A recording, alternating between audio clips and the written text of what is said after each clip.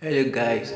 So lately I've been exploring how AI automation work and help business to operate, and this is where the scene of me trying out Zapier and how it works. So we have some features here like Zap, Agent, Chatbot, MCP, Form, and I want to quickly work on Zap and explore how it works and show you guys.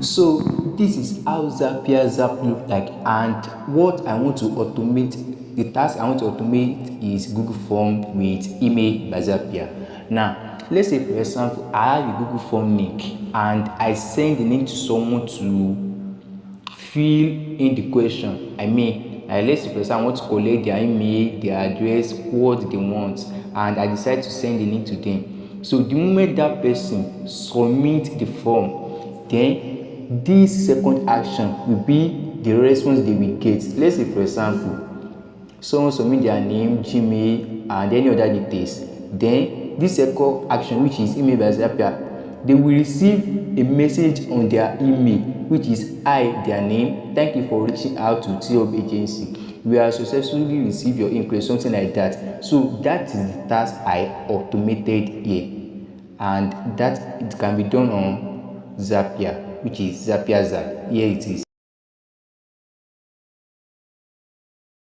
And another thing I have here is chatbots. So we have two things here. We have greetings and directive. Now here you can instruct your chatbot and you can preview what you have done here. So first thing, greetings. I bet everyone is already familiar with this thing. At least you'll be seeing it on different websites. And we have directive. So this directive you just need to provide instruction for how the chatbot should respond to the user. So let's say for example, let me test some things here, and the chatbot will reply. And let me try another thing.